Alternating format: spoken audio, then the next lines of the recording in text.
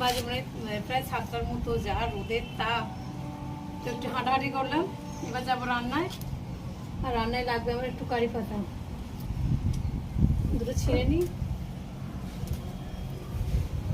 গাছটা যত পারছে তত যেন বরকত দিচ্ছে, শুকিয়ে যাচ্ছে পানি দেওয়া হয় না বলে। তো এখানে ব্রেকফাস্টে নিয়েছি ব্রেড বাটার দিয়ে, আর আছে কলা, আর এখানে আছে ডিম পোচ। ডিম পোচটা একটু দেখাচ্ছি, একদম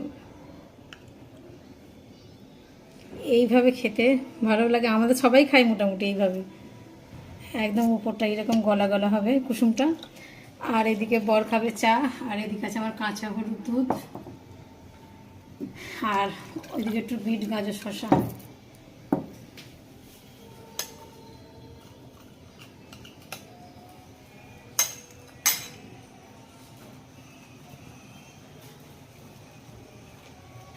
এলাম রান্নায়, এখন আনাজ করছি। এখানে কচুলতি নিয়ে এসছে, কচুলতি দিয়ে চিংড়ি দিতে হবে, চিংড়ি মাছ।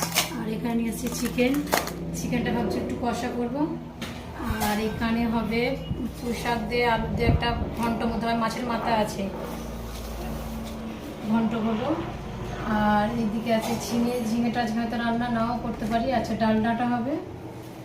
আর বিনস কড়াইটা আজকে রান্না করবো না,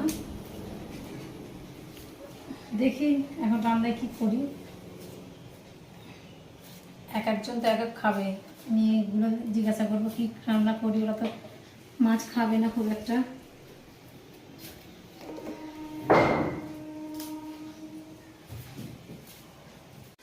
তো চলে এলাম খেতে।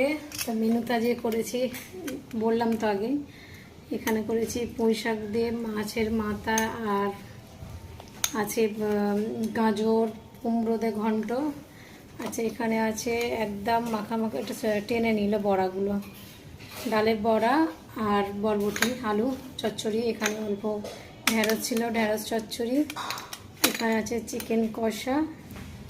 আচ্ছা, এখানে আছে লতি আর ডাঁটা, কচুলতি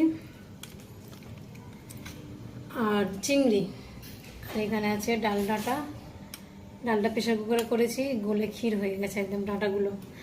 আর এদিকে আছে বেগুন ভাজা, আলু ভাজা, কুমড়ো ভাজা, পেঁয়াজ শসা লেবু কাঁচা লঙ্কা। আর এদিকে আছে টক দই।